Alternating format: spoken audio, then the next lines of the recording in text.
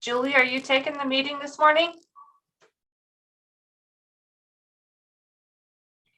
I guess that I am.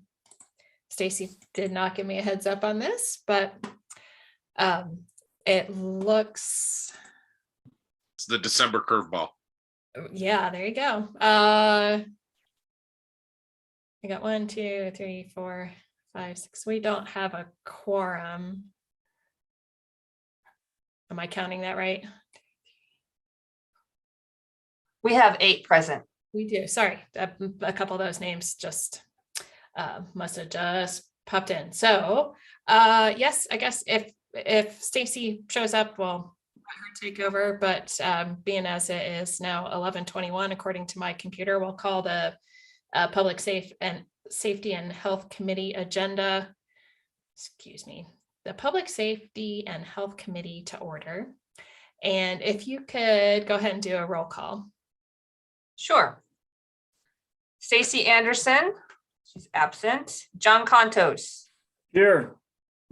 Mirta Becerra. Heather Harp. Here. Jordan Hess. Here. Gwen Jones. Here. Julie Merritt. Present. Jesse Ramos. Present. Amber Sherrill. Present. Sandra Vaseka. Present. Brian Von Lassberg. Here. Heidi West. Here. We have 10 present. Excellent, thank you. We have minutes to approve from December 1st, 2021. Does anyone have any changes to those minutes? Seeing none, those will stand approved. And do we have any public comment on non-agenda items? It looks like we have a few folks who are in the attendees list who are probably going to need to be promoted into the meeting. Kathy, I see at least 2 names that I recognize, Jenny Daniel and Quinn Ziegler. Can we go ahead and get them promoted into the meeting? Because I think they are here to talk about our one item of business, which is a referral from the Community Justice Department and getting an update from them. Can you give me the names again? Jenny Daniel and Quinn Ziegler. And when Jenny gets in, she can tell us if other folks. Hi, Jenny. Hi, Julie. Can you also add Chelsea Whitman and Kim White? I believe they're also going to be in. Excellent.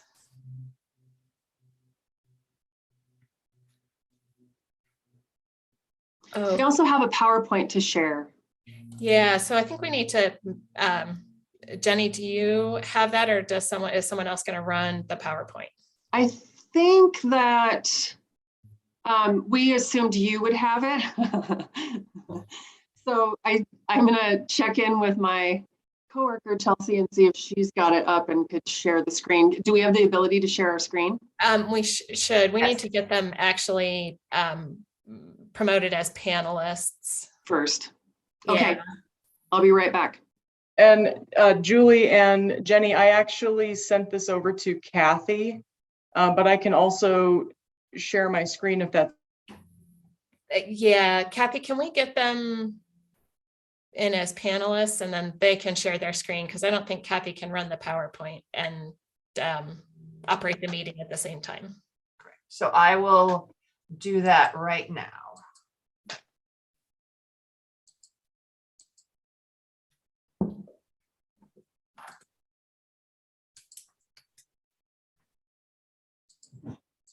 There we go. Okay. Everybody should be in as a panelist. Is there anybody else that needs to be? Nope, I think that looks right. Okay. Welcome to the Community Justice Department. We are happy to have you here to give us an update. So Jenny, I will just turn it over to you. And you're on mute. Thank you. 101. Not like I've ever been in a Zoom meeting before. As I wait until Chelsea can get her screen up, I would just say that you all know, but as a reminder, that we used to be Relationship Violence Services, and then this past year we have been merging our department with the community, I think it's CSD, I forget the title, but they were running the CJCC, the Criminal Justice Coordinating Council. So I am now the Justice Initiatives Manager. I believe that we told you that in August when we were last here. And when we get the screen up, I want to show you our latest org chart. And we're doing the presentation on the Safety and Justice Challenge today, Excellent, thank you. which is new for our office. You can see it, right? We can see your Chelsea screen, so go ahead. Awesome. Thanks, Chelsea. Can you go to the next slide?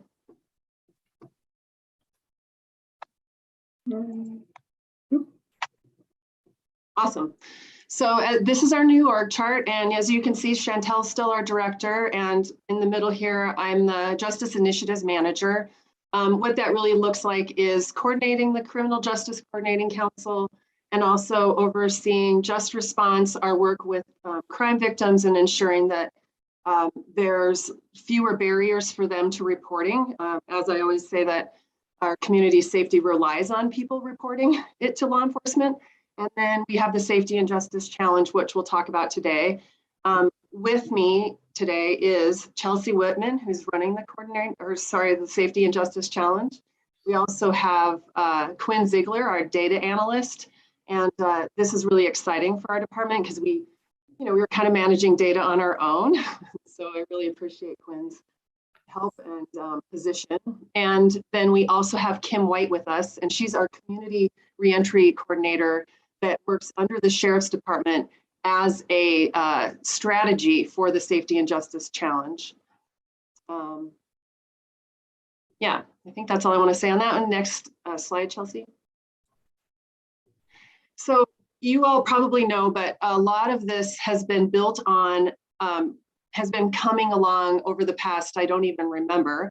We had the jail diversion master plan, and realizing that we have oftentimes the wrong people in jail, and that jail is not the best place for folks that have a mental illness, are in major crisis, and our officers only have the really two places. They can really take them to the ER or to the jail, and so we're trying really hard to curb that.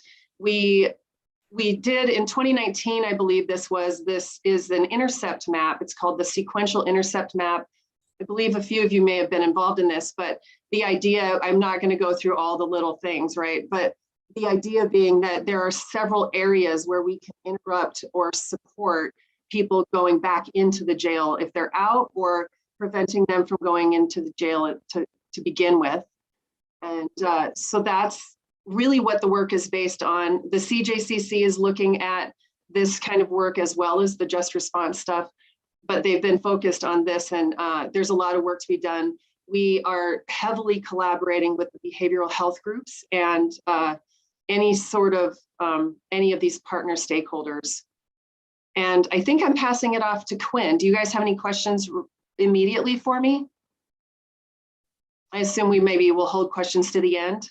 Yeah, if you would prefer that, we can do that. I don't see any hands up at the moment. So Awesome, thank you. Let's just go on. Okay, so I think the next slide is going to be Quinn. Yeah, thanks, Jenny. So as part of the Safety and Justice Challenge, we really started monitoring the jail population as part of that work, and just plans to really continue that work, thinking of the jail as really an important barometer of justice system health. So it's been some time since I've given an update. I want to say the last time I talked to folks on City Council was summer 2020. So I just wanted to take a little time today to give you all an update on what we're seeing at the detention facility. So the start of the pandemic through 2020 was a really dynamic period for our jail population. But in 2021, we saw a return to some of the pre-pandemic trends with respect to population stability and levels. However, 2020 and 2021 really highlighted changes in the underlying population at the detention facility. So our pretrial awaiting action population still accounts for roughly 90% of the average daily population. But what we've seen is a shift towards felony level defendants. So felony level defendants or inmates accounted for roughly 83% of our average daily population in 2019. That's up to just over 90% as of 2021. During this time, we saw bookings, or in other words, admissions to the detention facility fall really dramatically. They fell by roughly 45%. Within that, felony bookings fell by about 29%, whereas misdemeanor bookings fell by roughly 55% compared to 2019. So a really, really substantial drop in the number of folks coming into the detention facility. I think what's interesting within that is that charges fell in every category except for persons offenses. So, these are the violent offenses that folks have been talking about. It's been sort of a national trend. I think we're certainly seeing that here in Missoula. Persons type offenses increased by 19% in 2020 over 2019 and by over 27% in 2021 compared to 2019. So a fairly notable jump. Where we're seeing those increases is primarily in misdemeanor assaults, assault with a weapon, criminal endangerment, and unfortunately homicide. Interestingly, the volume of our domestic violence type offenses has remained stable for the last 3 or 4 years. To pad that with a little bit of good news, something we saw that is exciting is the volume of warrant and violation type offenses. So these are your failure to appears, probation violations, parole violations. Those fell really substantially during this time period by roughly 60% compared to 2019. So where we saw those reductions were primarily in misdemeanor failure to appears, extrajurisdictional warrants, so warrants coming from out of Missoula County, and felony probation violations. We saw a little bit less progress, but still progress in the volume of revocations for a suspended or deferred sentence, violation of conditions of release, and then parole, pre-release, conditional release type violations. Where we didn't see so much progress is in the volume of felony failure to appears. That's remained relatively stable over the last 4 years, even in the face of the pandemic. So despite this fairly large drop in bookings, our jail population, at least in terms of volume, as I mentioned, looks pretty much the same today as it did in 2019 and 2018. And the reason for that is because our reduction in bookings were offset by increases in the average length of stay. So for folks who were released in 2021, the average length of stay increased for them by almost 11 days. So, little over a week and a half, we're talking. For folks who are in jail on any given day in 2021, they were on average were spending almost 24 days longer incarcerated in 2021 than they were in 2019. So again, a pretty big jump. That might sound a little alarming, but I want to note that there's a lot of dynamics that go into why the average length of stay is changing. I think it's important to note that when we have a jail population that's trending towards, primarily a felony level defendants, we're naturally going to expect that length of stay to increase due to the more severe nature of those charges taking longer to process in court. But also important to note, I think the pandemic, was tough on our courts. It certainly slowed down some case processing, suspended jury trials. That's another factor to consider. And then certainly just the pandemic itself with different protocols being implemented around inmate transfers, folks not moving out of the detention facility perhaps as quickly as they would in non-pandemic times. So last point I'm going to touch on briefly are the racial and ethnic disparities portion. That's a big part of the SJC, certainly an area that we're focusing on as part of the CJD. Those have remained relatively stubborn in terms of the jail measures that we look at. people of color share of the detention facility is roughly twice their share of the general adult population of Missoula County. We see that they are roughly 2.5 times as likely to be admitted to the detention facility as non-Hispanic whites. And there's evidence that the COVID response, while it reduced our jail population, at least for a brief period in 2020, it disproportionately benefited non-Hispanic white individuals relative to people of color. So in 2021, we've seen a continue of that trend. Disparities worsened a little bit during the pandemic. That seems to have abated a little bit into 2021, but they're still high and still an area of focus for our department. So you can go to the next slide. So in terms of just looking forward briefly, what's ahead for 2022, as I mentioned, we're going to spend a lot of time diving deeper into these racial and ethnic disparities and try and pinpoint areas where we might be able to have some impact. Certainly for my role, I'm going to continue providing technical and analytical support for our SJC initiatives, which Chelsea will review shortly. We're also sort of expanding my portfolio of work beyond just the CJD to look how we can support the policy and programmatic decision-making process for our stakeholders and partners. And then lastly, touching on just building capacity to leverage our case management software for analytics. So, I've had a couple good conversations with the newly elected municipal court judges on some exciting ideas there. I think Chelsea's going to touch on that a little bit. But thinking about how we can use the infrastructure that we have to its fullest capacity. So, yeah. So with that, I'll turn it over to Chelsea. Thanks, Quinn. I'll just pause for just a moment to see if any of the counselors have questions for Quinn before we move on from that. Heather? Thanks, Julie. And if you could go to the slide previous to this one, please. Thank you. Quinn, I think in a past presentation, I had asked about this, and it could have been before you came aboard, so forgive me if this is duplicative. But, one of the other things that I think has been a predominant force, unfortunately, of our jail population are impoverished citizens. And yet we don't have any data that either supports that or denies that.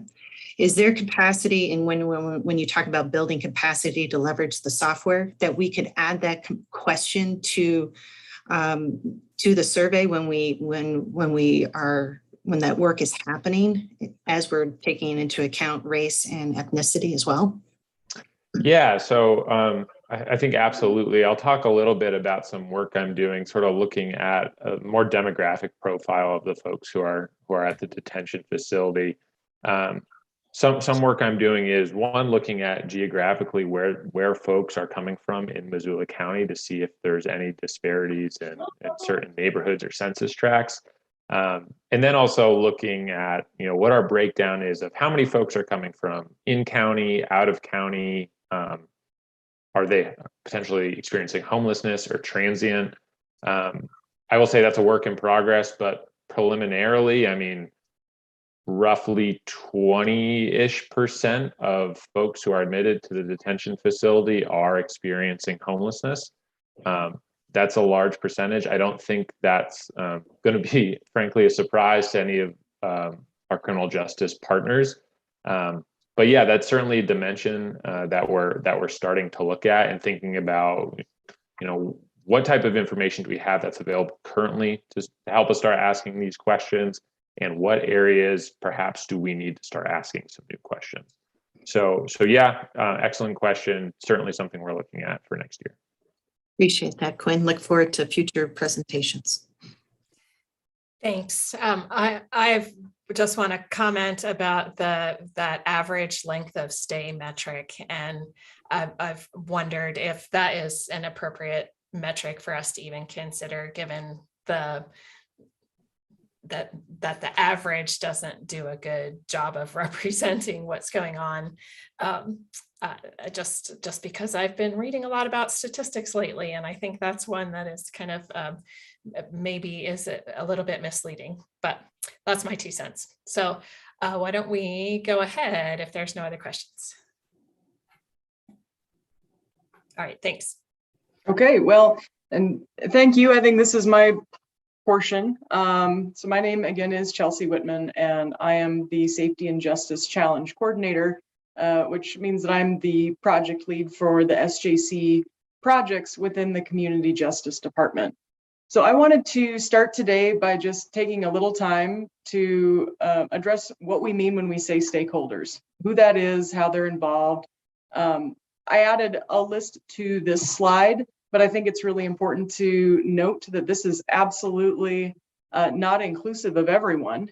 And looking back a couple slides on Jenny's display of the sequential intercept map, I think it really shows the magnitude of what we consider to be the criminal justice system. And that when we talk about these agencies and these partners, it really involves everyone.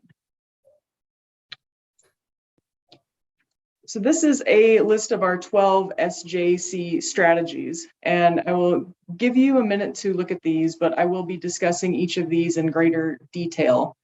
I think that it is good to see the list all together and just understand that all of these strategies are connected to one another, and the success of one strategy really supports the success of all of the strategies. When there is a cumulative advancement in some of these strategies, it will reflect a reduction of workload in our stakeholders going forward. And that has really been the approach that our department has taken, is to look at these small improvements that can be made now that will accumulate in the future.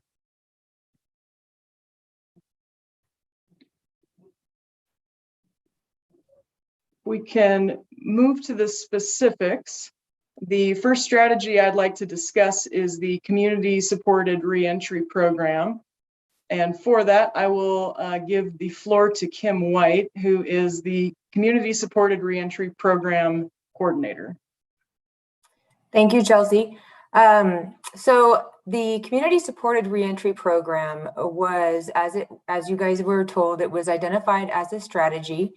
And the Sheriff's Department saw an opportunity to work collaboratively with the Community Justice Department to address some of the areas that were identified as a need in the community.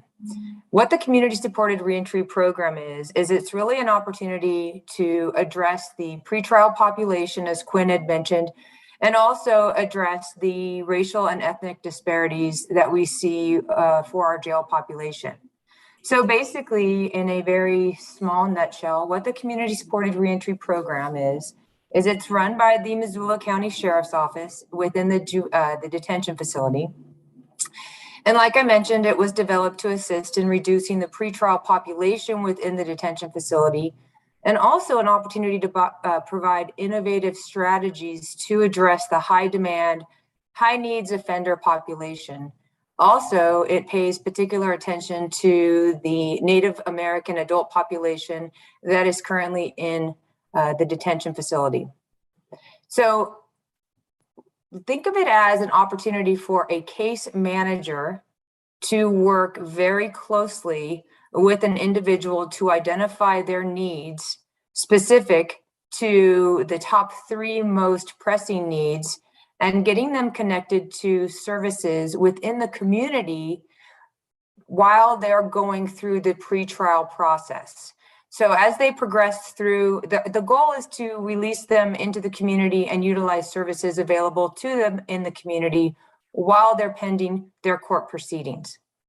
So we are currently, the program has been developed. We have myself as the reentry coordinator working in the program.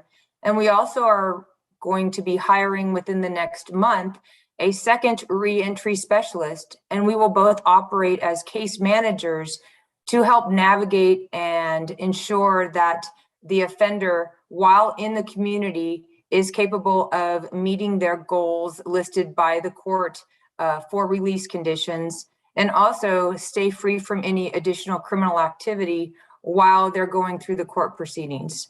So really, like I said, it's an innovative approach. It's very exciting because in the past 6 months, in addition to developing the program and working collaboratively with the Community Justice Department, and with stakeholders, notifying them and letting them know what the program is about. We've also established a new location that we will be starting in January 1, located in a different building outside of the Sheriff's Department, allowing for that interaction with the population coming from the jail to come to our location and work in the city with that individual. But again, we've had a lot of infrastructure build. We look to add an additional reentry specialist to our team. And again, work collaboratively with the stakeholders within the community to try and reach some of the goals that have been identified in the strategies through the SJC.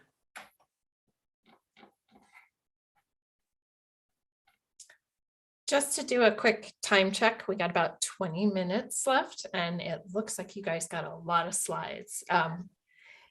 We have a question from Sandra Basica. Why don't you go ahead? Oh, I'm sorry. This isn't a question. I just wanted to say I'm very happy about this. I've had acquaintances that have reached out to me saying that they are unsure of what to do when they get into the system, and it's really confusing for them. And so I'm very, very happy about this. So I just wanted to praise you guys for it. Thank you. Heather. I also will echo Sandy's comments. As a person who has a family member that was incarcerated and went through that pretrial program, who was not unfortunately a frequent utilizer, but just someone who with a hearing loss and other and poor, it's an incredibly terrifying place to be. And to hear that that we have a reentry program that is being stood up to address that, I think Kim is just a huge step forward in this community to really helping people who are really struggling to be able to navigate the system. So hats off to you all. Well, if I could just add one thing as well, I continue to remind individuals that this is a brand new program. And because of that, we're very cognizant of the fact that new programs will evolve, and we will take information from our community stakeholders, and we will change as we move forward. We're not set in stone, and we encourage individuals to bring suggestions to us so that we can vet them out and really ensure that the program meets needs. We are very excited about getting involved and being able to see clients in the first of the year. I have worked with a couple of clients, and we've found some success in one of our additional goals in getting them to their court proceedings and ensuring that they're meeting those demands as well. So we look forward to changing and growing in an effort to make the program successful. But yes, it's a very exciting opportunity, and I'm really excited that the Sheriff's Department is involved with the Community Justice Department, and we've been able to collaborate in this process. All right. I don't see any more questions, so we can go on. Okay. I appreciate the reminder on time, Julie, and I will try to cook through the last of these slides. I just wanted to touch on all the strategies because, like I said, they are interrelated, and I think that they all bear mention. The second strategy is to improve court reminders, and this one's important. Research into effective pretrial best practice has shown that court reminder system drastically reduce failures to appear. And that's empirical, but it's also very logical, right? Like any one of us that gets a reminder to do anything is more likely to do it. So from the Missoula County perspective, we look at that and we're like, well, this is an obvious thing for us to invest in, but where in our criminal justice system is it going to make the most impact? And an option that we had here in Missoula was Full Court Enterprise, which is the software system that municipal court, justice court, and district court all run on. Unfortunately, while that would have impacted 100% of defendants, there were some barriers into instituting that, in that that was not a part of the software that came from the state to our courts. So we would have had to purchase additional bundles, and there was very low appetite for that. So in Missoula, the best alternative that we had was to utilize the OPD, Office of Public Defender. And notably in our community, the OPD represents about 90% of our criminal defendants. So we felt that investing in a court reminder system at their level was a very good use of our money that would still touch the vast majority of defendants. So fortunately for us, while we were having this conversation, the OPD was in the process of implementing a new case management system, and it's called AdvoPD. So the Safety and Justice Challenge in the Community Justice Department decided to use some funds to help them purchase an additional bundle that included a court reminder system in their software. So they have taken that on, and it's actually functional now. And it is a system that provides email and text reminders to defendants to prompt them 48 hours in advance of when and where their court hearings are. The software also includes a client portal that defendants can log in and access legal documents that are relevant to their case, and it helps them stay more involved with what's actually happening during their hearings. And we do recognize that the constraint of a court reminder system, the reminders are only as good as the technology that you have. So we have continued our effort to provide cell phones to the Office of the Public Defender so that the folks that go through and utilize their services that don't have access to phones can be provided with a cell phone and a monthly use plan. All right, strategy number 3, dually licensed evaluator for probation and parole. So this is a position that is in the hiring process. And the goal of this position is to provide clients of P&P with quicker evaluations and more appropriate placement into community services. At this time with the P&P, the probation officers are actually doing all of their own case management. And that means for the probation officers that if they've got a high needs client, that takes up an inordinate amount of their time where they should be using their time to actually be a probation officer. So an evaluator at probation and parole is going to alleviate probation officer workload, and it's also going to connect their clients with community resources that can best address their mental health and chemical dependency needs. The sooner that someone is assessed, the sooner they can be placed into programming, and that will greatly reduce your probation violations that are related directly to their mental health and chemical dependency issues. And I do want to note, in considering this position, there is a mirror position that is already in place at the Office of the Public Defender. They have a chemical dependency evaluator who is evaluating OPD clients for placement, and it has drastically improved their chemical dependency screening process. And anecdotally, they have told us that it has directly reduced the time spent in custody for some of their clients. All right, strategy number 4 is to implement the public safety assessment. And I will draw your attention to the fact that the next 3 strategies are all sort of interrelated, but that they go with each other. So a use of a pretrial screening tool is another facet of pretrial best practice. And the PSA gauges the risk of a defendant in either failing to appear for a court hearing or committing another offense while they're in their pretrial window. So Missoula County has actually been participating in Montana's pilot program for PSAs since 2018. Right now, municipal court does not, they don't participate in the PSA process, but justice court and district court both do. While this is a component of best practice, there has been a little bit of love lost with stakeholders because you get a score and it's just on paper. So it's become sort of a bone of contention in initial appearances. And we definitely hear those concerns, but we also have a lot of faith in using the PSA as a screening tool. So our department is committed to making this an improved and more useful process for everyone. The state has stepped up and they are implementing new software that is going to have improved search features and tracking features for cases. And at the local level, Missoula County's data entry is making improvements in the standardization of data entry. They're addressing the case backlog and information backlog that has been missing out of past cases. And we're actually validating PSA scores to make sure that what we're doing looks right. And in the new year, our department is going to start to reconvene the PSA stakeholder meetings, probably on a quarterly basis.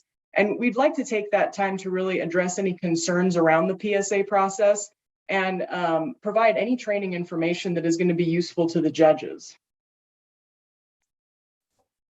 Strategy number 5 is ensuring that conditions of release are relative to risk level. So this is one that is directly related to PSAs. The strategy on its face is an additional component of best practice. But what this means is that we will take that PSA score and use that in conjunction with the Montana decision-making framework, which exists for judges. And we'll ensure that conditions of release are consistently applied and that they are relative to PSA scores. And that process will ensure equity in the pretrial process of assigning conditions of release at the point of pretrial release. The sixth strategy is pretrial substance testing. So as with the PSA and conditions of release strategies, this is a component of best practice. And this has really been a conversation among agencies to examine the best use of resources. While research suggests that pretrial testing doesn't really affect trial outcomes, what it does affect for folks is the expense of the pretrial process, as well as staffing levels that are needed for agencies to go through the pretrial process. So we just want to make sure that we are doing the best with what we have and that we are being as efficient as possible. All right, strategy number 7, reduce the case backlog. Quinn touched on this, and I don't need to tell anyone. We have been incredibly busy in the criminal justice system. It's kind of been a banner year for us. We were busy in the first place, and then COVID really ramped things up. I will say that the solution to addressing the backlog is a very complex one, because nobody can really point to one thing or another that has caused a backlog to occur. But attorneys on both sides have really gotten together and addressed what has been a mountain of backlog cases. And from our department's standpoint, the most efficient thing that we can do is examining barriers to disposition for the cases that sort of remain. So once we identify those barriers to disposition, that allows us to identify them and then stand up programs that address those barriers. And a lot of what we've come up with is putting up programs that support defendants with social services and case management and implement coordinated care. All right, number 8, improving the court calendaring process. A really important facet of case management with every office is ensuring that case information is processed and that it's distributed to both defendants and program partners in a timely way. So the rate and speed of processing in Missoula has been really relative to clerk office capacity, and it's also been influenced by the backlog of cases that has existed.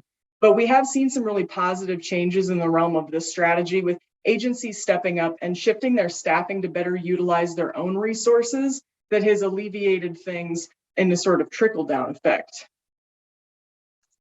All right, strategy 9, encourage remote hearing attendance. This is one that COVID really did the heavy lifting on for us, sort of unfortunately. This was a great thing that resulted from the pandemic for our community.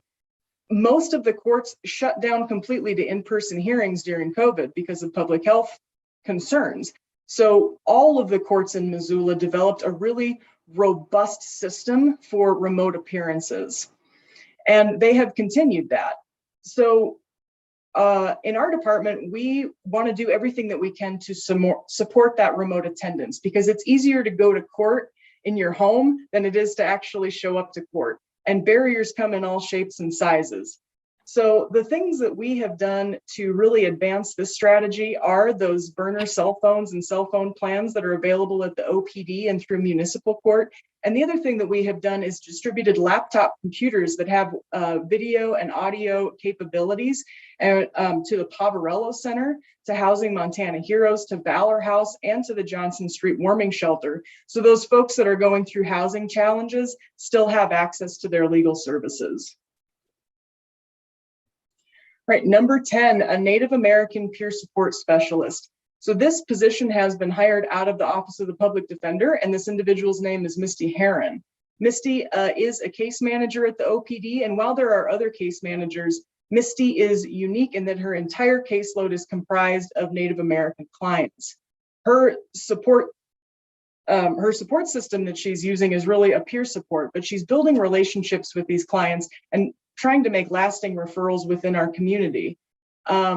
we're hoping that this program is going to reduce the recidivism within the Native American population, but also work on that disproportionate representation of Native Americans that are involved in the criminal justice system.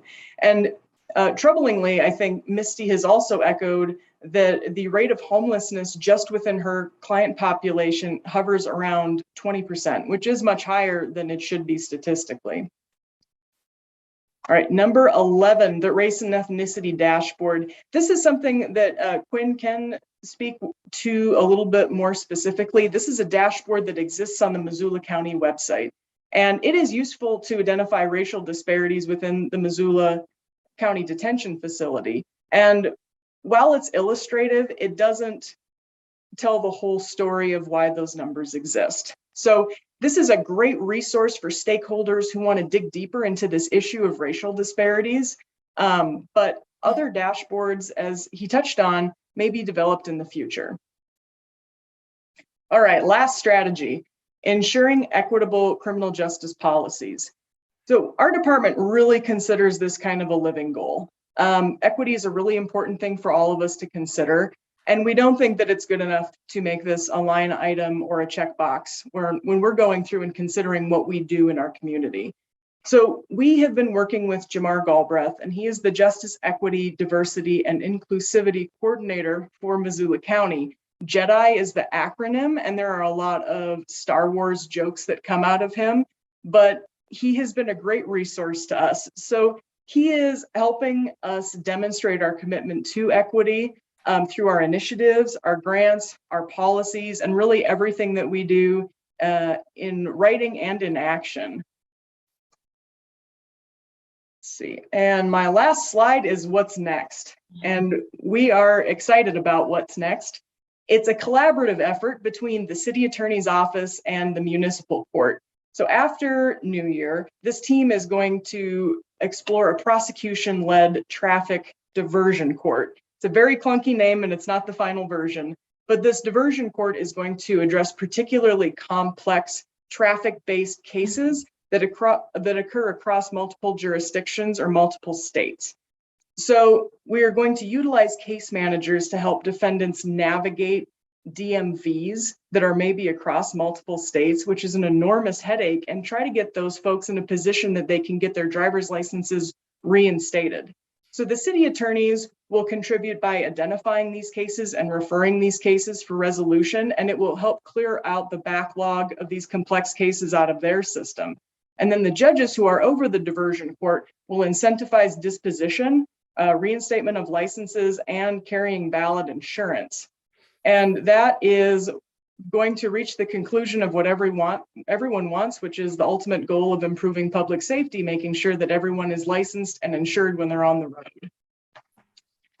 So I think that, Julie, is pretty much the end of my presentation. I tried to get us there, but I think we do have time for a couple questions if anyone has one.